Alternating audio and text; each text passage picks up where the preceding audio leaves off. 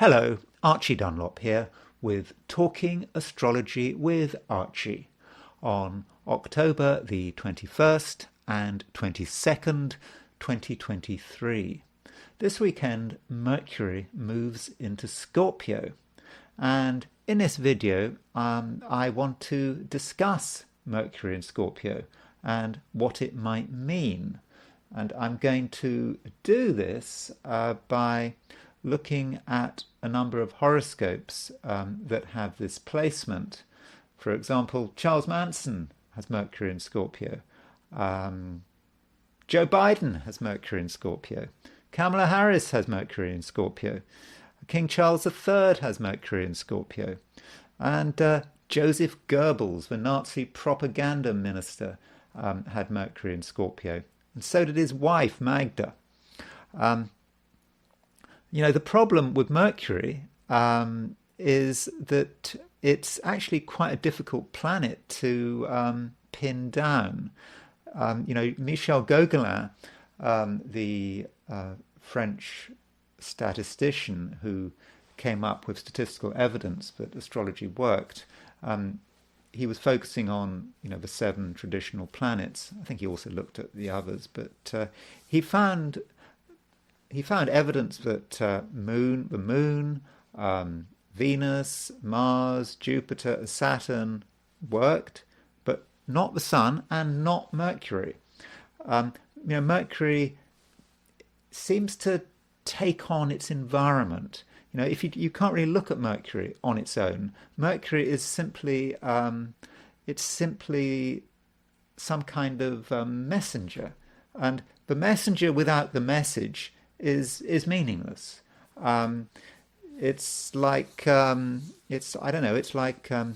FedEx van which is not carrying anything. It's from a perspective of someone getting a delivery. What the importance of a FedEx van is the fact that it's carrying something. So you have to see Mercury as the messenger, and Mercury can be something of an empty vessel. And in order to understand Mercury, I think more than the other planets in the horoscope, you have to look at its environment. You have to certainly look at its sign, you have to look at its house, and you have to look at the aspects around it, and sort of it kind of takes on its environment. So it's by definition is quicksilver. It's a complete reflection of what is around it. So, Mercury in Scorpio, it's perhaps difficult to make generalizations about it. And you really have to consider each individual horoscope. I mean, I know that's true for just about everything in astrology, but I think more so with Mercury. And I hope to be demonstrating that when I look at the charts with people with Mercury in Scorpio. But before I do that, I want to look at the astrology for this weekend. So let's go. Top right, that is Joseph Goebbels, the Nazi propaganda minister. He has Mercury in Scorpio, and I'll be looking at his chart, amongst others. Okay, so this weekend, I've set this chart for New York for midnight on Sunday. In other words, the halfway point in the weekend.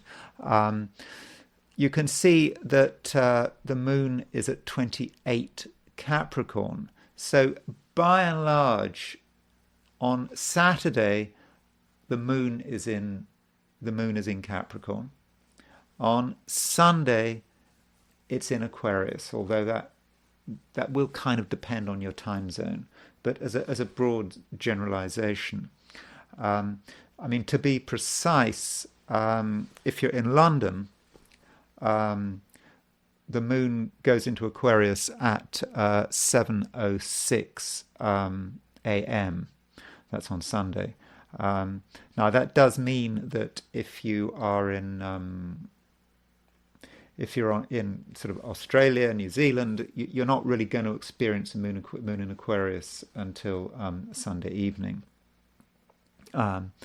So we do get this big change. So on Saturday, with the moon in Capricorn, we can see that the moon is close to Pluto. That's the first point. Emotionally, that can be quite intense. We can have strong feelings, and when dealing with other people, there can be a certain sense of a power struggle, especially as also on Saturday there is a square aspect between the Sun and Pluto. So Sun-Pluto square. That Sun-Pluto square on Saturday is probably the main event of the weekend. Sun-Pluto square, particularly as the moon is tied up with it. So you kind of got a moon square, sun square moon. You've got Pluto conjunct the moon, Pluto square the sun. That really does suggest a power struggle. That does suggest quite a difficult and tense time.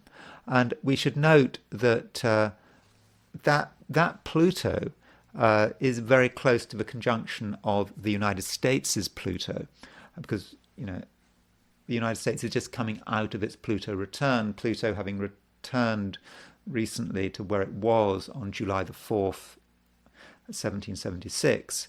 So it hits the United States' Pluto. Also, it hits Palestine's. If you look at the chart of Palestine, just quickly go to that. The Palestine chart. You can see that if you take the November the 15th, 1988 chart, you can see that Palestine has its moon at 2820 Capricorn, and so what that means is that you've got this Sun-Pluto square sort of really hitting Palestine's moon. Also, I recently looked at the chart of King Abdullah II of Jordan. He has his Mars at 2728 Capricorn, so he already has Pluto on his Mars, and then he's going to have Sun square his Mars as well. So that Sun-Pluto square is going to really intensify things in the Middle East. I would have thought it's going to make problems for the US as well. I mean, of course, we already know this. You don't need astrology to tell us this, but the Sun square Pluto is not going to help. And in terms of our own personal lives, we know we really have to watch out for power struggles, for people behaving in an unreasonable way, for people using massive amounts of force to push through their agenda. Now, we could be the victim of that. We could also be the perpetrator. So if we really want our way with Sun square Pluto, we might be tempted to really force things through. Yeah, we probably can get our way, but what about the cost? Having said that, Saturday is not all bad. In fact, I'm not really saying Saturday is bad at all. It depends on your perspective. If you're in the middle of a power struggle, that's not really what you want, unless I suppose you can win this power struggle. But Saturday is perhaps a somewhat difficult day. Though we shouldn't forget that on Saturday and Sunday, for the whole weekend, really, Venus is making a trine to Jupiter, and this Venus trine Jupiter is an extremely fortunate aspect. Venus is the lesser benefic, Jupiter is the greater benefic, and so this can bode well for it can bode well for relationships. Venus is a planet of love. It's trine Jupiter, which is a planet of good fortune. So there's no reason why we can't sort of meet interesting people, and existing relationships can be intensified.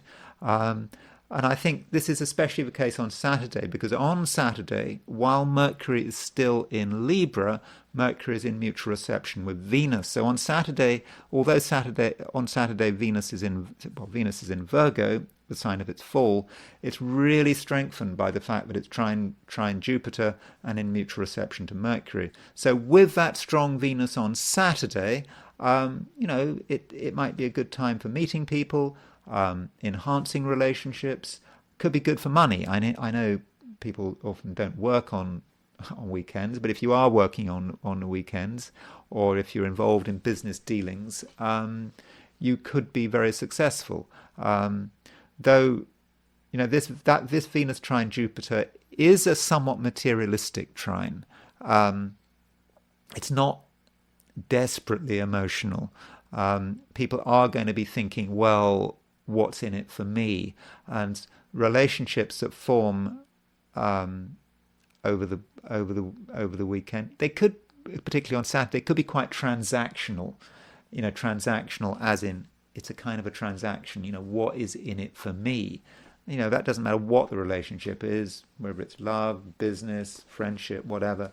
There is going to be a strong sense of self-interest there.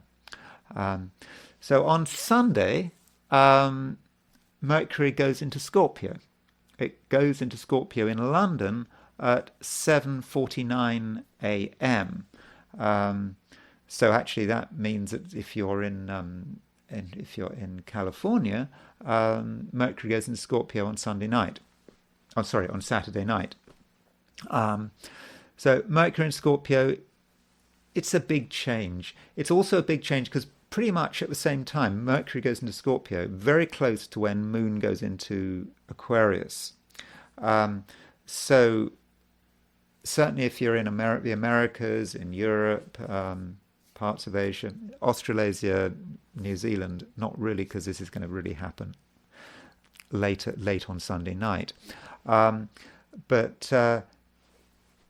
If you're in Europe and the Americas, you may notice on Sunday that suddenly things change. Things become more fixed. Suddenly things are more rigid. People become more set in their ways. It's going to be more difficult to change plans. On Saturday, people might have been easy and relaxed, do what you like, turn up when you like. Sunday, not so much. Sunday, people are going to want to stick to stick to particular timescales. Their thinking is not going to be as flexible. Mercury is in Scorpio. I will be talking about Mercury in Scorpio later, but there is going to be a certain rigidity.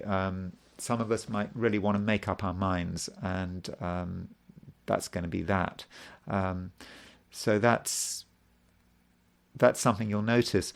Also, the moment Mercury goes into Scorpio, there you have Mercury goes into Scorpio. The moment Mercury goes into Scorpio, it makes a trine aspect to Saturn. So Saturn is the planet of limitation, of restriction. Okay, it's a trine, but we're going to be more focused. Our thoughts are not going to be all over the place. Our communications are going to be more focused. We're not going to be using so many words. We're going to want to be more precise. So watch out for that change. Big change on Sunday, I think, unless you're in Australia and New Zealand, in which case that change is not really going to come in until Sunday evening. Overall, it is a mixed weekend. I think that Sun square Pluto could make it a really difficult weekend, especially on a sort of global level, because I think that Sun square Pluto is picking up the United States' Pluto. It's picking up Palestine's moon. So that could be difficult. Yet it's moderated by the fact that we have this Venus trine Jupiter. And I suppose if you look at the Venus trine Jupiter on a sort of international level, I suppose you might say, well, people are going to be more prepared to talk. Um, there's scope for compromise, scope for relating. So the Sun square Pluto and the Venus trine Jupiter are going to be sort of playing off against each other. So which is going to be stronger? Which is going to have the most influence? I suppose it depends, but I don't know. My feeling is that the Sun square Pluto is probably going to dominate proceedings. Okay, so having looked at the astrology for this weekend, well, I want to look at the my star sign forecast for the weekend. So let's go. So these are my forecasts for the 12 signs for the weekend of October the 21st and 22nd, 2023. Aries. On Saturday, you're fairly focused. You know what you want, and you don't want to be distracted. This is especially the case if you're working or involved in business activities.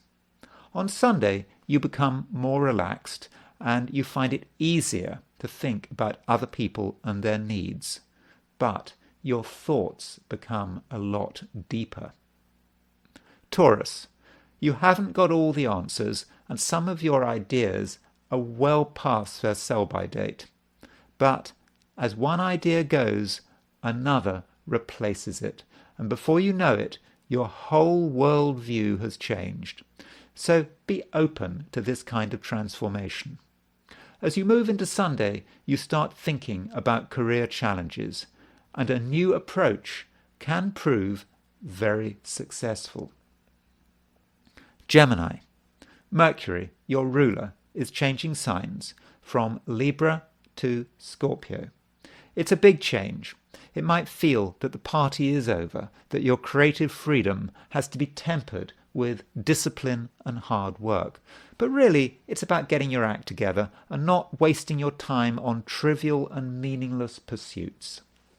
Cancer. On Saturday, it's difficult to ignore other people and their needs, and this is particularly the case if you're involved in a relationship. And yes, people are going to be needy in an almost obsessive way. As you move into Sunday, the emotional temperature starts to rise, but in contradiction to this, your sense of fun starts to kick in. Leo. The Sun is now right at the end of your star sign, preparing to move into Scorpio. It does feel that something is coming to an end, and there may be a feeling of sadness, or perhaps a realization that loose ends have to be tied up. The sooner, the better. Yet on Sunday, you have a chance to strengthen or restore relationships. But it's a situation where emotions are unlikely to be helpful. Virgo. The truth of something has been staring you in the face for months, if not years, and you just didn't engage. But now things are different. You're thinking deeply and you're starting to understand the reality of the situation. As a result, things really are starting to change in terms of attitudes and perhaps also behavior. And you may find that the relationships you're involved in really do have a big transformation. Libra. As the weekend progresses, it becomes easier to think straight. There are less distractions and you can be more objective about what is going on around you. And once you strip through the niceties and the social garbage, it becomes clear that the real issue is money. Sort that out and everything else falls into place. Scorpio. Mercury is moving into your star sign. Your intelligence gets a boost, and at the same time, you become very good at expressing yourself. Specifically, you can articulate the full power of your emotions, but in a way that doesn't scare people off. On Sunday, you should stick to what you know and trust. Sagittarius. It's a good weekend for making connections. After all, Venus is making a trine aspect to Jupiter, your ruling planet. And because the trine happens in earth signs, your own self-interest will always be considered. On Sunday, your communication skills are particularly good, provided you avoid the temptation to get angry or excited. Capricorn. On Saturday, the moon continues moving through your star sign, where it makes a conjunction to Pluto. You're in control, but don't overdo it. If you're too focused on yourself, you might miss some important financial and social opportunities. On Sunday, a long conversation can answer many questions. Aquarius. This weekend, Mercury moves into Scorpio, and from an Aquarian perspective, this can be good news. You can project your intelligence onto the wider world, and at the same time, you'll have a good understanding of what works and what doesn't. But it's a time when you won't tolerate other people's stupidity. Pisces. People are changing. They're becoming more serious and more introspective, and this is probably a good thing. It gives you a better chance to understand and appreciate them. But nothing has been forgotten, and you shouldn't assume that old grudges have gone away. With Venus aspecting Jupiter, the right person can make the right impression. I'm now going to switch to the I Ching. So, as always, I ask the question, what is this weekend going to be like for people watching this video? And I threw 3 coins 6 times, and the first hexagram I got was this, hexagram 12, standstill. This first hexagram probably applies more to Saturday than to Sunday. And standstill, represents a time when really things aren't moving. The I Ching talks about the great departing, and the sort of the because it's just not the world down here isn't good enough. Inferior people are on the rise, and as a result, just things aren't moving. So this could be disappointing. So if you've got plans today, this weekend, particularly on Saturday, you might find that they just don't work out. There may be a certain sense of disappointment on Saturday. Other people are just not going to be up to it, and we might feel that there's really nothing to be done. And there is a moving line here. The 4th line moves, and the 4th line is about. It's saying that there are people who have been perhaps promoted or given responsibility, and these people are just simply not up to the job. So if you are, considering getting some work done on Saturday, or hiring someone to do something, and they're planning on doing it on Saturday, or perhaps in a working situation, if you happen to be working on Saturday and there are people doing some work, just consider the possibility that they don't really know what they're doing. They say they know what they're doing, at least to begin with, but really it's over their head. And I think if you push them, if you ask them enough questions, these people will actually accept in the end that really they're not up to the job. So I would have said on Saturday, be really careful about hiring people to do work. Even if it's quite trivial, I don't know, if you want to pay someone to mow the lawn, that might seem a pretty easy task, but not necessarily. This person could make a mess of it. And if people start claiming to be able to do things, these are the inferior people who are rising up, claiming to do things they can't. Even the person claiming to be able to mow the lawn may be, in a way, the inferior person who is claiming to be able to do something that he or she can't do. So really consider that possibility. Now, this this hexagram does move, and it moves to hexagram 33, retreat. So it's not really much better. We're in a situation where, you know, the inferior people are everywhere,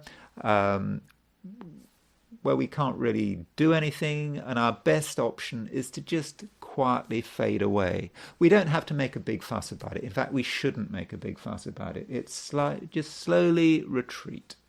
You know, it may be that in a social situation, if we're involved with other people, if we were to go to a party or whatever, we'd soon realize that this wasn't our scene, that the people around us are just not up to it, not at our level, and so we retreat. So this means that overall, it's perhaps not going to be a great weekend, at least from a perspective of the I Ching. You know, we've got standstill moving to retreat. Just accept the situation. Just back off. You know, this is not a situation that's going to last forever. Just back off, let the situation resolve itself. Let the inferior people have their fun. Of course, if they're going to do damage, you've got to intervene. But otherwise, just let the situation stabilize. And, you know, Monday, new day, and hopefully things will be better. Okay, so I am now going to go back to the astrology, and I wanted to consider Mercury in Scorpio. You know, what Mercury in Scorpio might actually mean, what it might be about. So Mercury is the planet of communication. It's a planet of thought. And so if we take it sort of literally, you might think, oh, well, if you got Mercury in Scorpio, you might have a communication problem. Because Scorpio has a reputation for being very introspective, for focusing on its feelings and its thoughts, and you know, just brooding and that kind of thing. And you don't really associate Mercury and Scorpio with communication. Of course, that is a false approach. And as I said at the beginning of this video, when you look at Mercury, you've got to look at everything around that Mercury. It takes on the flavour of the horoscope. Another thing to remember about Mercury in Scorpio is Mercury is in water signs. Now, if you want to be a good communicator, you very often need to have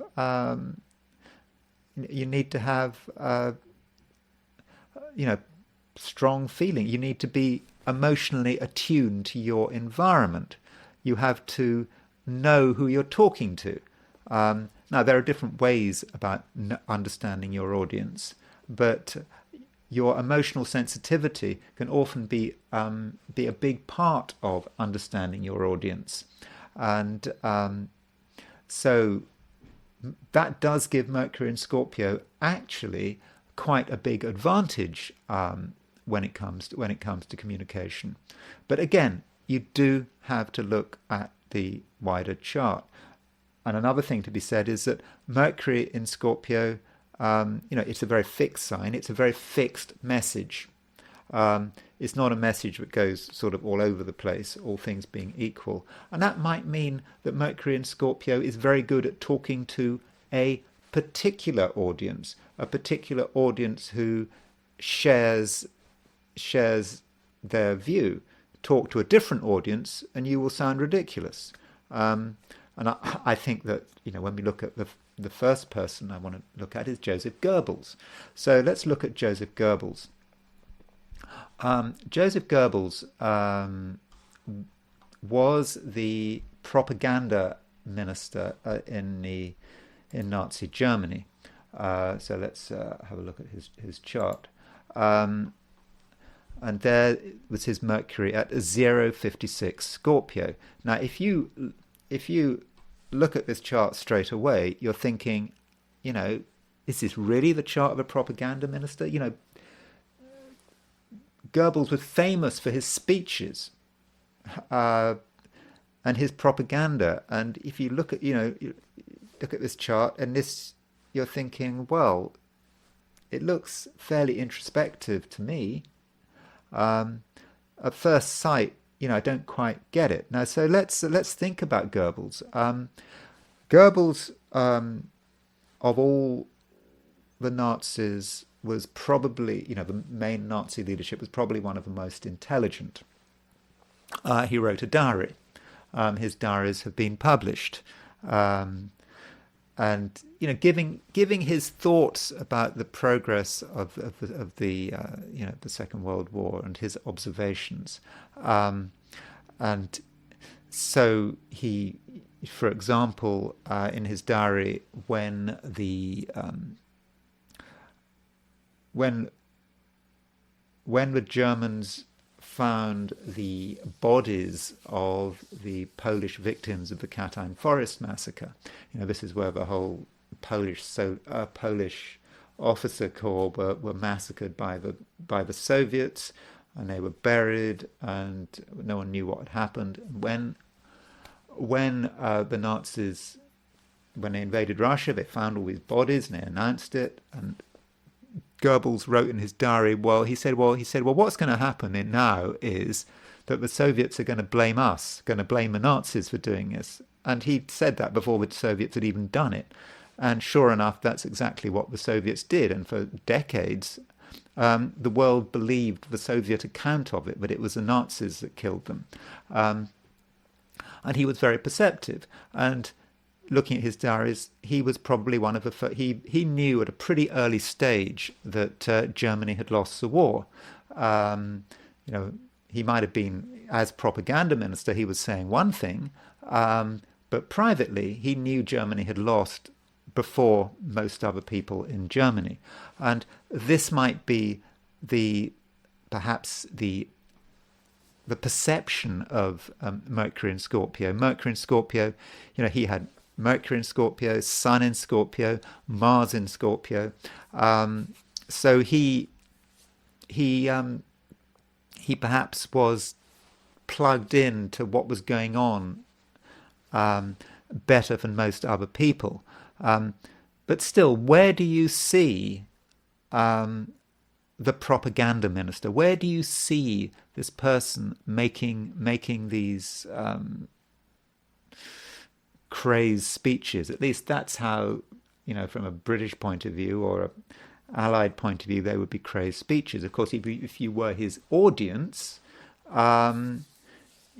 you were Germans listening to him, probably it sounded great because he was focusing on one audience. Another audience made him, he would have seemed ridiculous.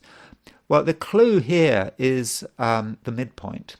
You see, there's his sun is at 6-7 Scorpio, and you can see that his sun is on the Mercury-Mars midpoint. So Mercury-Mars is the anger, communicating in an angry way, communicating in an angry, passionate way, and the sun is who he is. So sun on the Mercury-Mars midpoint makes for an effective orator, for an effective propaganda minister. So that is a clue, even though, that Mercury on its own looks perhaps a little sort of introspective. You wouldn't really associate that Mercury in Scorpio with making a lot of speeches, but I think it was hitting because Sun was on the Mercury-Mars midpoint. Also, Mercury is exactly square the node, the north and south nodes. So the north and south nodes are about contacts with people. Mercury is square. I mean, from a German perspective, it's not just about karma. Mercury square the node, someone who is a great networker, someone who is able to be in contact with all the people he needs to be in contact with. Another thing to note about the Mercury is that it's semi-sextile Jupiter. It's quite a close semi-sextile between Mercury and Jupiter, and that might have lifted Mercury up, given it a sense of hyperbole, exaggeration. That's that's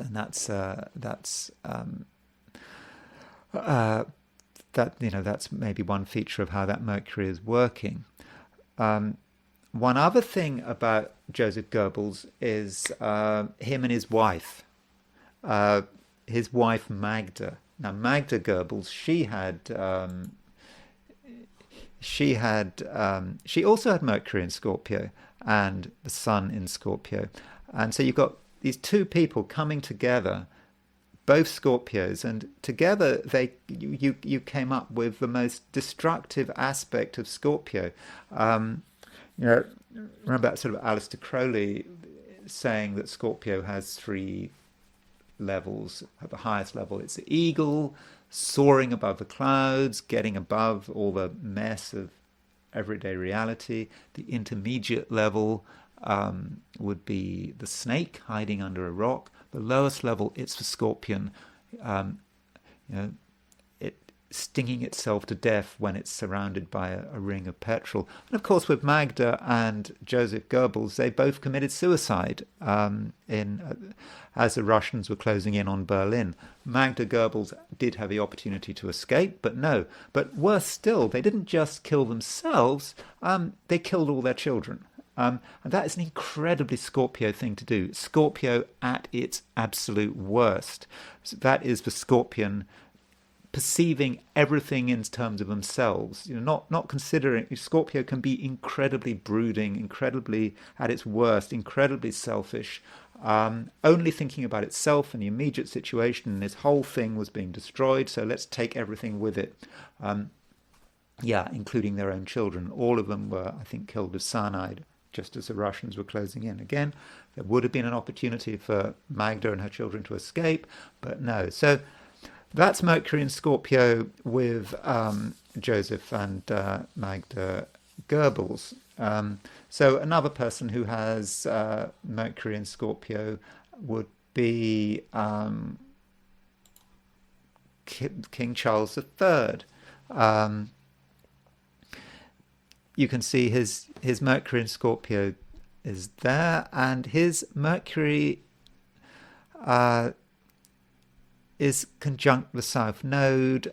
I think when we have Mercury, you have to remember that it is very much coloured by what is close to it, and so I think his Mercury is going to be coloured. Mercury in Scorpio will be coloured by that South Node. He's also got the South Node in Scorpio. And so his line of least resistance is probably to be actually quite sort of brooding and introspective, and to see things entirely in terms of himself and his particular view of the world. This contrast, he's got his moon conjunct the North Node. That's where he should be going to. But Mercury conjunct the South Node and is not so helpful. And I think that he's often been criticised for making faux pas. In particular, when he was Prince of Wales, he would send letters to government ministers and Prime Minister with his particular viewpoint. He would tell government ministers what he thought, and with an attempt, I assume, to try to change policy. Now, I think that is Mercury conjunct the South Node. Mercury is about sending letters in an inappropriate way. I mean, he should know as Prince of Wales and now King that you don't do that kind of thing. But that's the sort of line of least resistance, and that might be how Mercury conjunct the South Node was working with King Charles, and so, or certainly how he was behaving when he was a Prince of Wales. Another Mercury in Scorpio chart is Charles Manson. Now, Charles Manson, like like Joseph Goebbels, there was this propaganda aspect to him. He had his followers, he had this family that he was trying to, but he was able to influence. Mercury, and he demonstrates, but him and Joseph Goebbels, they both demonstrate that Mercury in Scorpio can be very persuasive.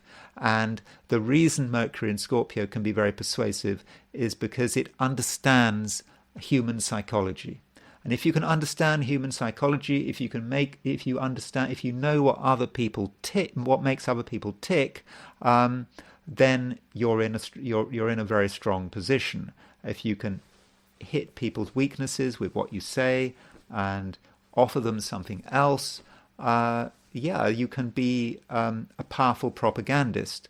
And in Charles Manson's case, Mercury is coloured by the fact that it's conjunct Jupiter. So Mercury Jupiter it's an exaggeration there. It's moving thing. It's sort of big ideas and sort of far-fetched concepts that he was able to push on his followers, helped by the fact, I think, that they were all on drugs, LSD. I think the concept of acid fascism comes from Charles Manson's use of LSD to control people. I don't know whether that was his deliberate plan, but on LSD, you are certainly in a position, if you can get your followers to take LSD and listen to you at the same time, that puts you in a strong position. His Mercury is made even stronger by the fact it was in mutual reception with Mars. So Mercury is in the sign of Mars, Mercury in Scorpio. Mars is in Virgo, the sign of Mercury. So Mercury Scorpio, Mercury in Scorpio, mutual reception with Mars and Virgo, he was really able to sort of aggressively push his point. So that Mercury, I think, was working very well for Charles Manson. I mean, at least in terms of his ambitions of manipulation and propaganda. Another Mercury. Well, there is another person with Mercury. Okay, a Mercury that doesn't make a lot of sense to me is John Lennon. Now, in the charts I've looked at before, you had Mercury and the Sun in the same sign. And so Mercury, when you've got Mercury and the Sun in the same sign, it's very difficult to know. It's very difficult to know what you're dealing with. Are you seeing Mercury in Scorpio, or are you seeing the Sun in Scorpio? Because when Mercury and the Sun are in the same sign, and remember, Mercury hugs the Sun, and very often Mercury is going to be in the same sign as the Sun. So it's very difficult to differentiate between what are we seeing Mercury in Scorpio working, or are we seeing the Sun in Scorpio working? Now, in John Lennon's case, he has Mercury in Scorpio, but the Sun in Libra. So you don't quite get that level of you don't quite get that level of intensity there. And Mercury in Scorpio is kind of freed up a bit. And so his Mercury in Scorpio, you can see Mercury in Scorpio square the moon in Aquarius, square Pluto in Leo. So in his case, Mercury is sort of on the T. It's kind of making, almost making a very wide grand cross in fixed signs. So that Mercury, I suppose, would be very focused. And I think, with that moon square Mercury, Mercury, by the way, is the planet of sort of mental communication. Whereas the moon is a sign of the sign of the sign of emotional communication. So that's how, there's a slight difference, there are different ways of communicating, and so with him, with the moon in Aquarius square Mercury in Scorpio, well, we could see the moon in Aquarius. It's about sort of moon in Aquarius is about sort of wanting to be different. John Lennon has quite a lonely moon. That moon is separate from the rest of his horoscope, and so separate from the rest of humanity, perhaps. Even though it might seem that he was highly sociable, but he was not. Perhaps he was able to see things differently.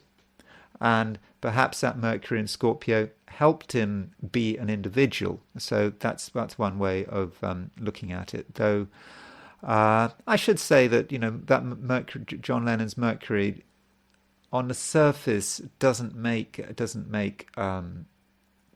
great deal of sense to me. Not really. I mean, I think that. I'm not sure, I wonder how important that Mercury really is. I suppose he's got his Mercury in Scorpio in the 7th house. The 7th house is the other. If you've got Mercury in Scorpio in the 7th, you may know what people want. You may know what your audience want. It means that your Mercury, you see, if you had your Mercury in the 1st, you'd be very much focused, or like Charles right at the bottom of the chart, you'd be very much focused on yourself and that kind of thing. But Mercury in Scorpio in the 7th means that you are perhaps tuned into the other. Mercury is quite an emotional sign, and of course, for John Lennon, really important, because in fact Mercury is the only planet in his chart in a water sign. So that Mercury, in terms of emotionality, is having to do a lot of work, a huge amount of work from an emotional perspective. It's because of that Mercury, his only planet in a water sign, that he was able to perhaps pick up on what people wanted, and that, I suppose, was sort of reflected in what he was able to produce in a musical sense. So another person who has Mercury in Scorpio but Sun in Libra is someone who I know is not particularly popular, at least amongst people watching his videos, is the governor of California, Gavin Newsom. He's a Libra. And there's his Mercury in Scorpio. So Sun in Libra, someone who does what he has to do to be successful in business and career. He's got Pluto rising, Gavin Newsom. So Pluto rising, it's kind of a similar, it's kind of similar, feels similar to Mercury in Scorpio. But Pluto rising is not the same as Scorpio rising. Pluto rising means someone who is very focused on he's very focused on power and on his ability to be in control. And with Mercury in Scorpio, I'm thinking he doesn't reveal much about his own thought processes. Gavin Newsom, he's a public figure, governor of California. But what is he thinking? Do we actually know what he's thinking? I suspect we don't know at all what he's thinking. And it's all. So in this case, the Mercury in Scorpio is just added evidence that we've got someone who is being actually quite secretive. We've got Pluto rising, Mercury in Scorpio, and we've got Mars on the IC. People with Mars on the IC can be incredibly defensive. You get anywhere near that's the their core bunker, their psychological bunker, and they start fighting back. And so I think that's perhaps how the Mercury in Scorpio may be working with Gavin Newsom. One final chart I'm going to look at, which has got Mercury in Scorpio in it, is the chart of Palestine. November the 15th, 1988, 12:40 a.m. This is sort of a declaration of their statehood or whatever. It was set in Algiers. And you can see that Mercury is in Scorpio, conjunct Pluto. Mercury in Scorpio is just very, this I suppose is how the nation thinks, how it communicates. It's Mercury conjunct Pluto would be, I suppose, a very fixed way of thinking about itself. And with Mercury conjunct Pluto, constantly pushing out the same propaganda. Mercury-Pluto is a very propaganda, public relations orientated conjunction, Mercury-Pluto. So this is about how the state communicates. It communicates the same intense message. And of course, Scorpio is all about death and suffering. And so this is a message that Palestine is constantly pushing out. And if this time of 12:40 a.m. is correct, it's in the third house, which is a communication house. So it's constantly about communication and being able to put forward a particular image, a particular impression of itself. And of course that feeds into its whole self-image. So I think the sort of whole self-image and thinking about itself as being a victim, of being of sort of death being part of almost death is close to the Palestinian heart. That is a problem going forward, of course. If Palestine wants to be a state and functions normally with that chart, it's going to be really difficult. Anyway, that's all I'm going to say on the subject of Mercury and Scorpio. And as I said, Mercury goes into Scorpio on Sunday, and I hope you enjoy the change of pace. Anyway, I will talk to you again on Monday.